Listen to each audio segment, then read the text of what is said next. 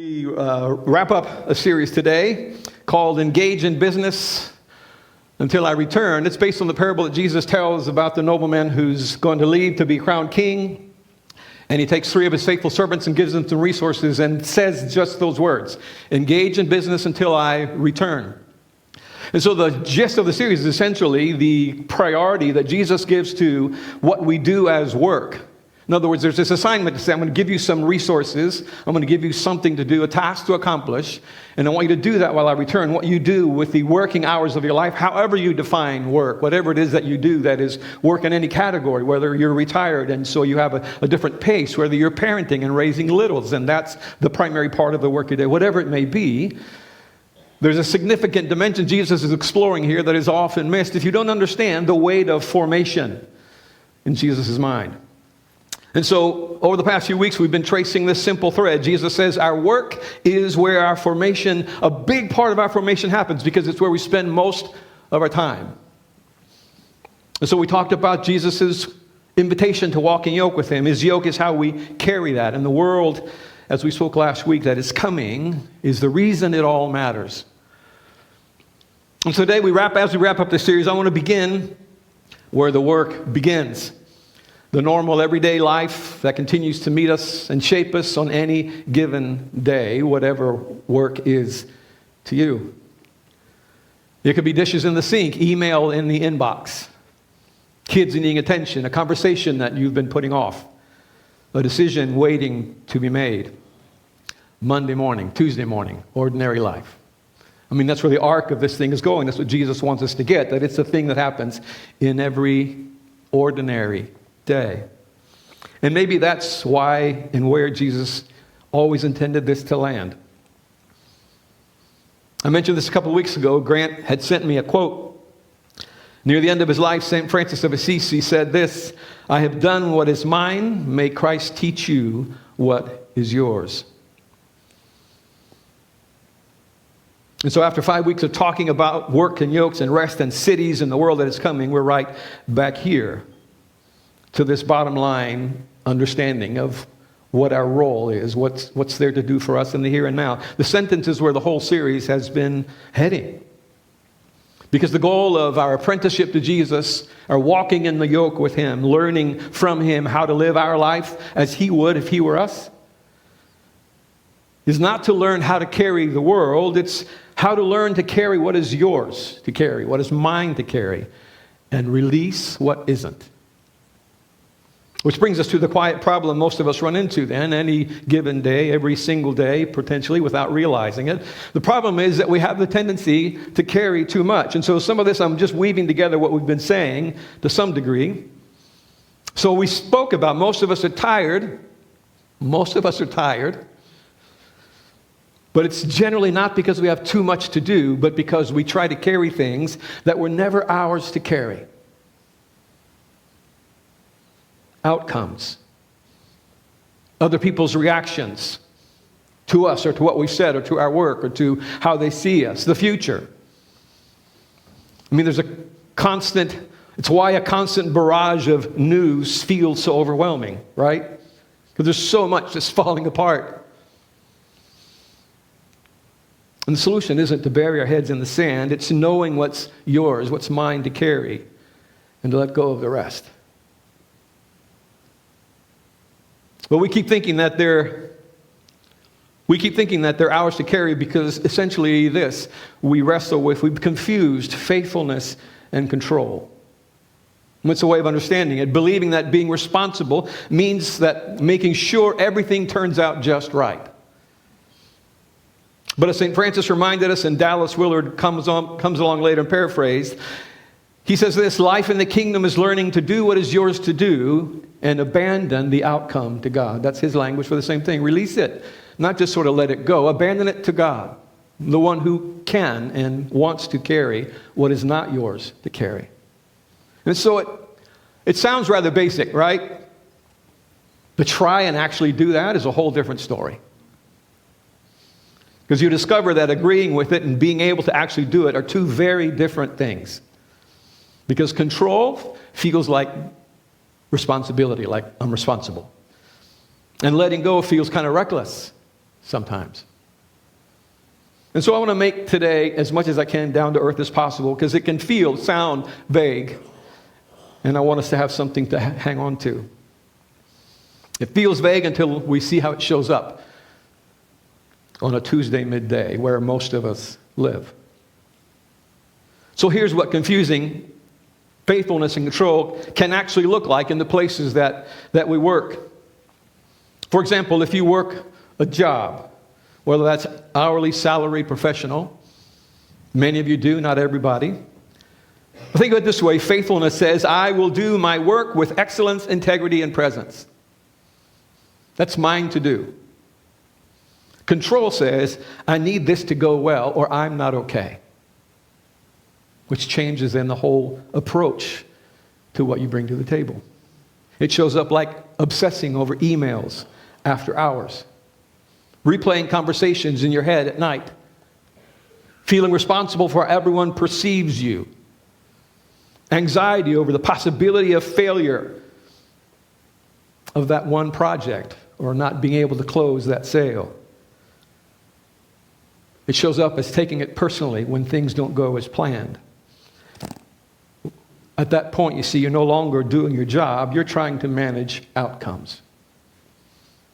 And it's easy to fall into, it's easy to do, it's easy to misunderstand the difference between faithfulness and control, to find that line that at times is gray, feels gray anyway. If you're a parent, faithfulness says, I will love, guide, teach, and show up consistently. Control says, my child's future is my responsibility. You see, there's a line there. Yes, you have a role to play, but it's not, the outcome of that is not yours to carry. It's yours to pray about, it's yours to guide and be present and show up, as it says there, guide and teach. But it shows up like panic when your child struggles, or trying to force behavior change instead of shaping character. Fear-based parenting. Overcorrecting, overtalking, overmanaging. Measuring your worth by how they turn out. At that point, you stop parenting from love and start parenting from fear. Another dimension, if you lead, manage, or own a business, faithfulness says, I will steward people and decisions wisely. That's yours to do. Control says, I must make sure everything works. And so it shows up as micromanaging, inability to delegate, carrying stress nobody actually asked you to carry, trying to control how everyone performs, protecting results instead of developing people. And not that there's an either or. But you have to have your priorities ordered. If you're retired, faithfulness says, I will be present, available, and generous with my wisdom. Control says, I need to prove that I'm still useful.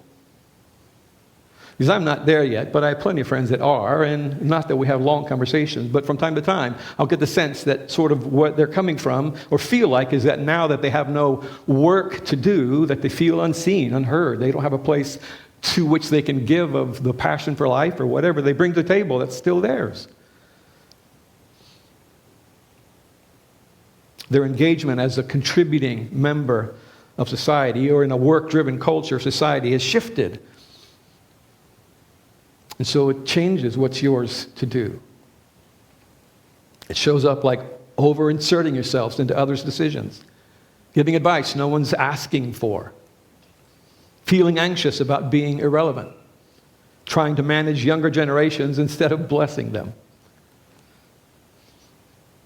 You stop offering presents and start grasping for influence.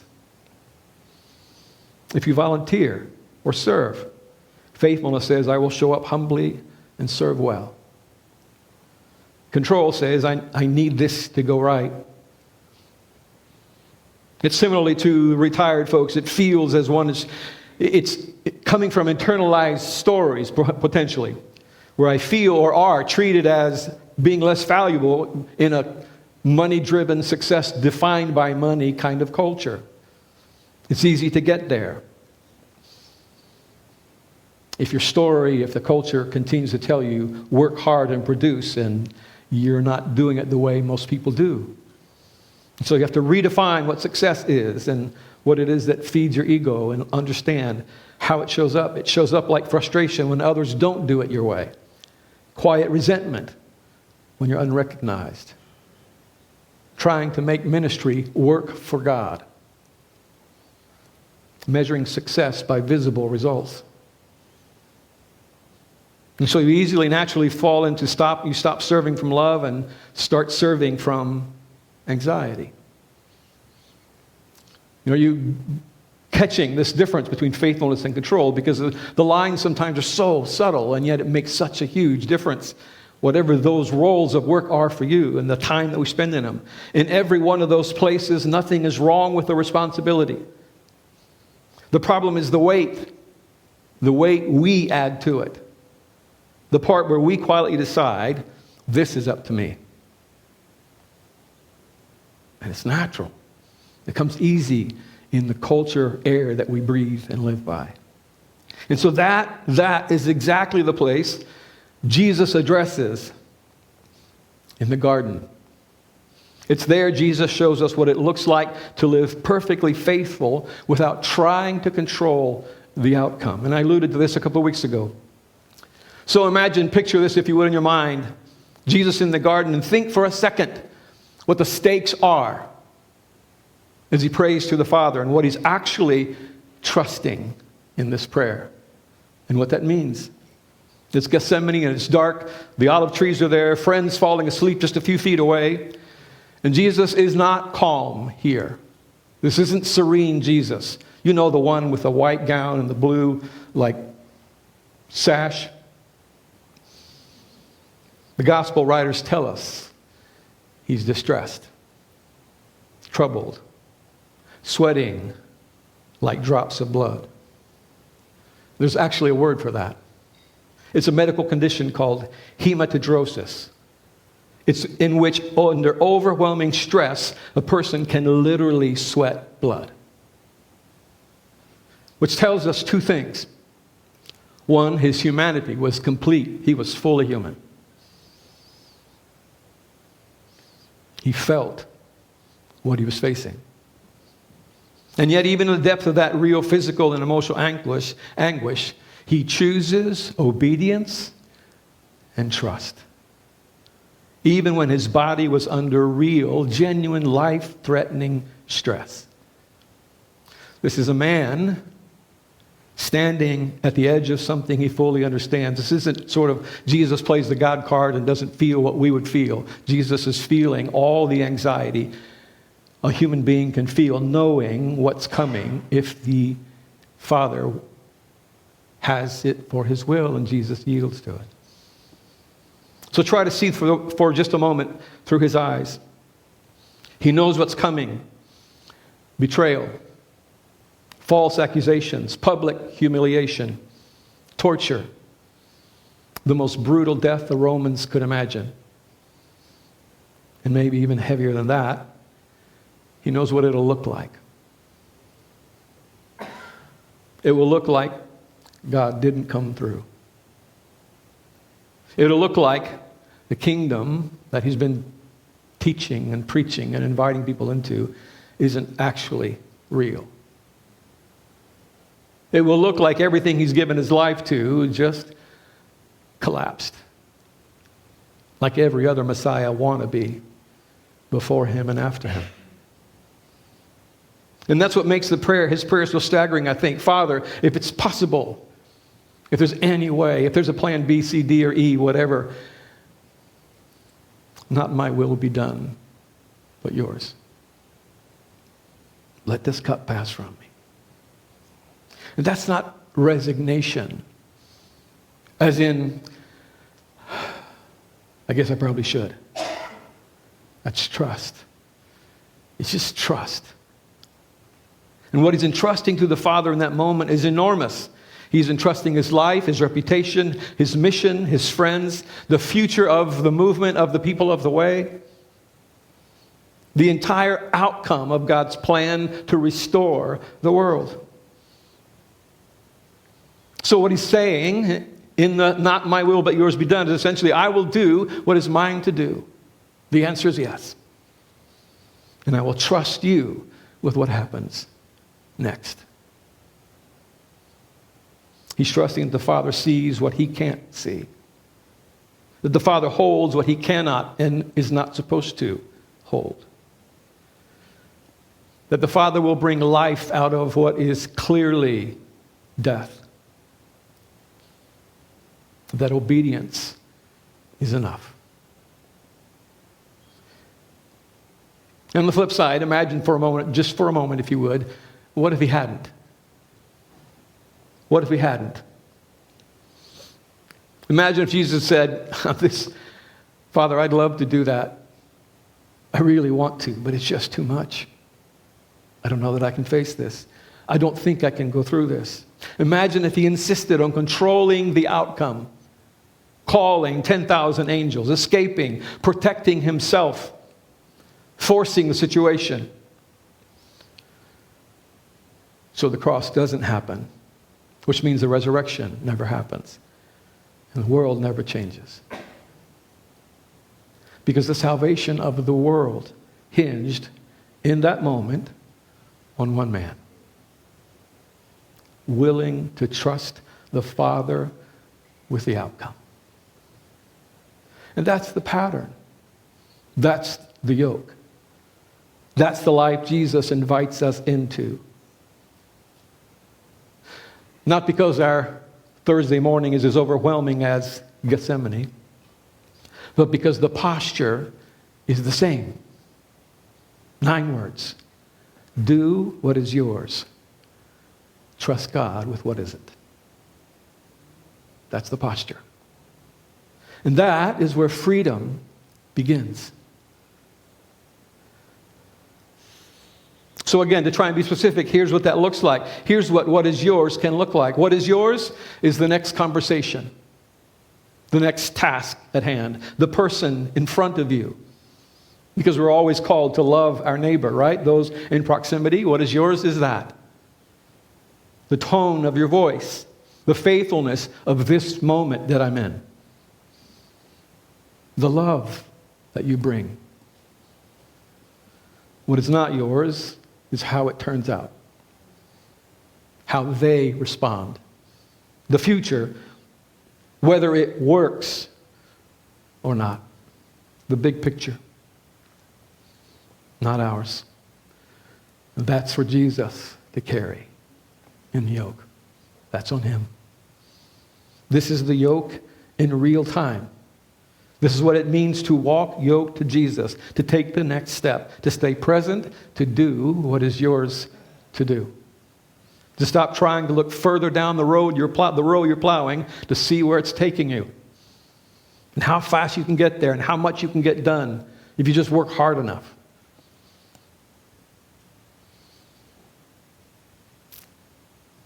Again, this can sound hopeful, but it still feels abstract. What does it actually look like? So let me put it a different way. If your work looks like a 9-to-5 job, you sit at a desk, or you're on your feet all day, you deal with customers, co-workers, deadlines, and what's yours in that space? It's not whether the project succeeds. It's not whether your boss notices. It's not whether this job turns into the one you'd hoped for. What's yours is how you show up. The tone in your voice, the integrity in your work, the presence you bring to the person right in front of you. That's yours. What isn't yours? Just about everything else. If you're a parent, you guide, you correct, you love, you worry, you replay conversations at night. Am I guiding my children wisely or out of fear or frustration? Am I doing enough? What if I mess this up? What is yours is the love, which is to say, you're responsible for the posture of your heart towards your child. Speaking with kindness, even when correcting, as hard as that can be. Refusing to shame them.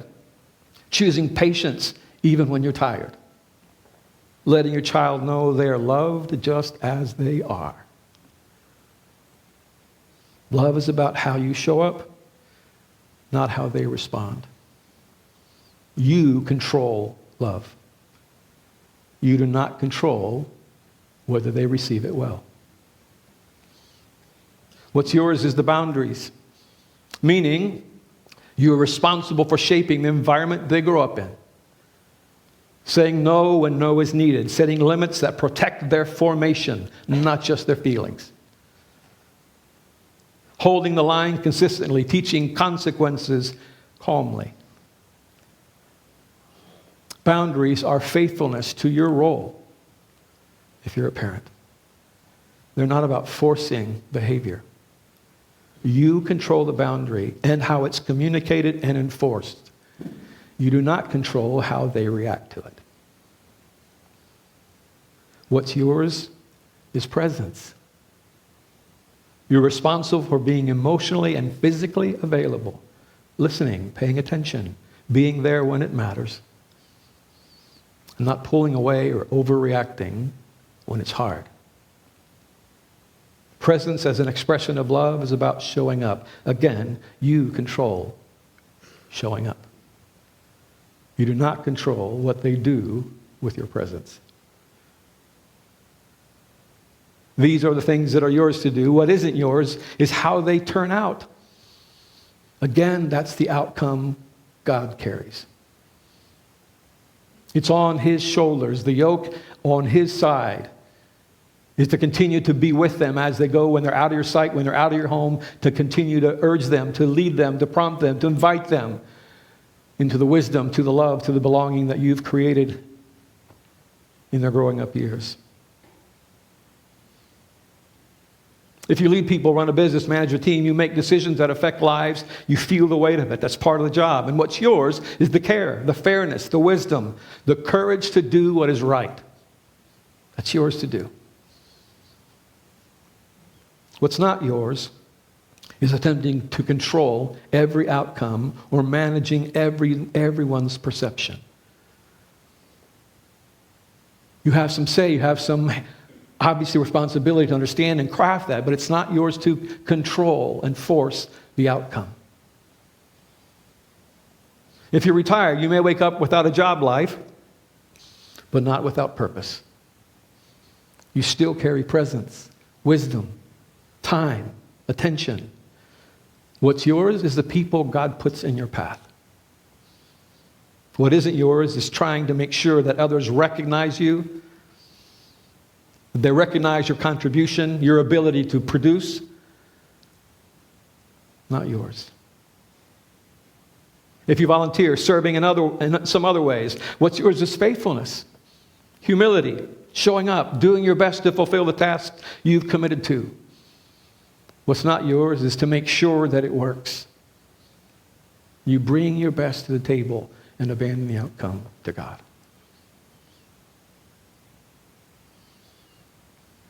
In every one of those spaces, the question is the same. What is mine to do here, and what am I trying to carry that was never mine to carry? That's the yoke. That's the rest. That's freedom.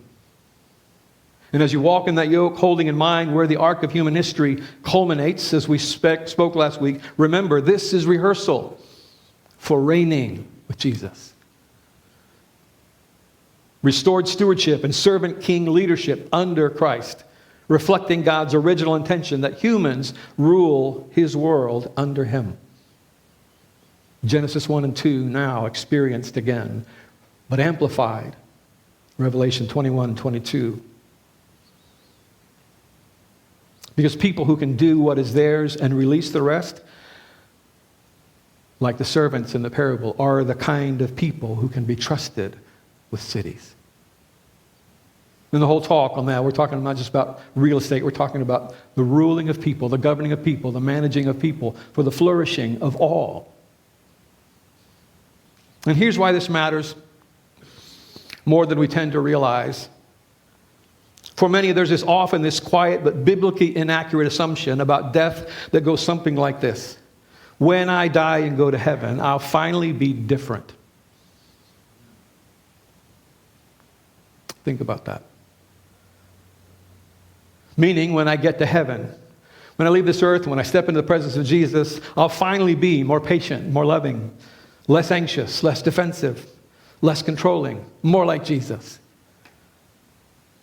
As if heaven is a place where God waves a wand over us and fixes our personality. But that's not how God works. It's not how he wired us. Which is why Jesus, Paul, other New Testament writers want to make sure we take seriously the priority of formation into Christ's likeness here and now. Why it's so pressing. Because the good news of the full life, the abundant life made available in Jesus is neither instantaneous nor magic on this side or that side of eternity. Not in this life or the next. There is no biblical evidence that it happens that way when we die. None. What Jesus continues to insist is that it's fully experienced through formation in the kingdom of God here and now. Now, hear what I'm saying well. I'm not saying that if someone chooses to entrust their life to Jesus now, that they won't be with him instantly when they pass from this life. They will. The thief on the cross next to Jesus entrusted his life to Jesus in his last moments. Remember me when you come into your kingdom. And Jesus promised him what? Today you'll be with me in paradise. What I'm saying is this, that the thief, just like you and I, went into paradise with Jesus, but just as he was. Forgiven, yes, to be sure. But he entered paradise as the person he'd chosen to become his whole life. Someone formed by greed, deception, mistrust, selfishness, among other things. Because he's a human being. His desire, his repentance were sincere. Jesus recognizes that. And so he responds with the loving grace God offers to all of us. But his character, who we are from the inside out, as manifested by our instincts, our reflexive thoughts, our default desires and choices, that was not automatically transformed when Jesus welcomed him into paradise. It's not the way it works. He believed in Jesus and trusted his life to him. But character is not merely beliefs or intentions. You can believe all the right things and have all the right intentions and still choose to live in ways that form you in the opposite direction. Right? And that's how character is shaped. It's the grooves worn into your soul by thousands upon thousands of small choices. How you respond to stress, how you treat people when you're tired, how you handle responsibility, how you deal with fear. That's character. And character is formed through repetition over time. In other words, you don't suddenly wake up in new creation as someone who knows how to trust if you've never practiced trust. You don't suddenly become gentle if you practice impatience for decades. You don't suddenly carry authority without fear if you've lived in control your whole life. You arrive as you. And this is why Jesus cares so much about formation now. And he talks about the heart, the will, the inner life, the yoke, abiding, rest, doing what is yours. Because Jesus isn't trying to make sure you get into heaven later. He's trying to make you into the kind of person who can live fully now and in the life that is coming. Jesus grasps the value and weight of our formation here and now and knows it's forming us for eternity. Because every time you release control, something eternal is forming in you. Every time you choose gentleness, something eternal is forming in you. Every time you trust God with the outcome, something eternal is forming in you. You're not just passing time until heaven. You are becoming the person who will walk the streets of that city. And you get to choose what kind of person you want to be when the time comes. And Jesus' promise is to ensure you have what you'll need to get there, one step at a time. And that next step will always simply be this. As the Spirit guides you one day, one moment, one prompt at a time, do what is yours to do and abandon the outcome to God. That's it. Each day, tuning in and training as you walk in Jesus' yoke. You simply continue to take the next right step and let the outcome rest on the shoulders of Jesus. So imagine your day ending. Imagine your day saying, I did what was mine to do today. The outcome, Lord, is in your hands. That's rest. Regardless of what the news cycles are telling you, real and unreal, that's rest. So let me give you 3 practices to wrap up the series as we've been doing. Just simple things along the lines of much of what I've shared today and simple kinds of thoughts. In the categories we've talked about, risk, engage, stewardship, a practice for risk. The idea of letting go of control. Once a day, pause and name one outcome you're carrying that doesn't actually belong to you. Just give it some thought. Like, this thing that's bugging me, it's not mine to carry. I'm so used to carrying it. Spirit, give me what I need. Help me start to figure out how I just let it go. Quietly say, this is not mine to control. I may not like it. I wish they would just fill in the blank. This is not mine. It's going to feel like a risk. Another practice to consider, engaging, staying present to what's in front of you. When work feels heavy, don't try to solve the whole thing. Ask, what's the next faithful right step in front of me? What's just the next step to do? I know what's coming. I know what the deadline is. I know where I'm supposed to be. What's the next right thing? And then do that. Because that's really all we have. In terms of stewardship, practice number 3, the last one, carrying responsibility in the right way. At night, ask yourself, ask the Spirit to give you insight into what was mine today. What was mine? And what did I carry that was never really mine? And then release it in prayer. Just release it. So those of you who, if you'd like copies of these, there's paper versions of it on the back side of the auditorium. Here's a QR code, if that's helpful. Because what we're doing today, every moment matters. The decision to do the work to figure out what is it in this moment, in this circumstance, in this relationship, with that particular person, with these responsibilities on my shoulders, what is mine to do? Jesus, how would you do it if you were me? Because I'm not you, but I can learn from you. And you're promising to carry what I am not supposed to carry for me. That's on your shoulders. Teach me how to do that. That's on us. And so as you prepare to leave this morning and step back into the world where you work, may you remember that Jesus has not asked you to carry the world, only to be faithful with what he's placed in your hands. Just to be faithful with that. And as you learn to release the rest to God, may you discover the quiet freedom, the steady joy, and the soul-deep rest that comes from walking in his kingdom right where you are, right as you are. Would you pray with me?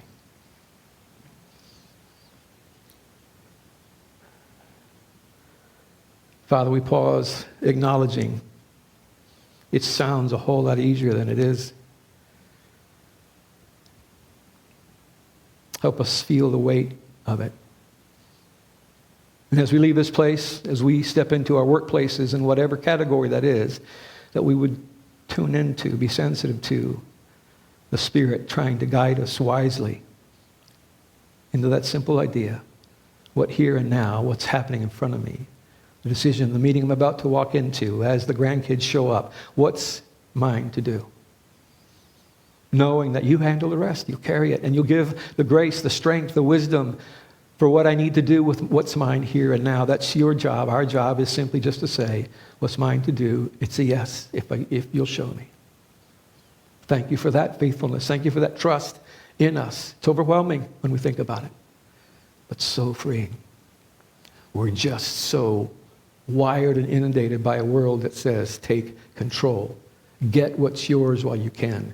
Get ahead. Step on the next person. Don't worry about them. all the ways and words that keep us from loving you fully and loving our neighbor fully, leaning into the yoke, that we might become fully formed into the character of Jesus. Guide us by your grace. In Jesus' name I pray. Amen.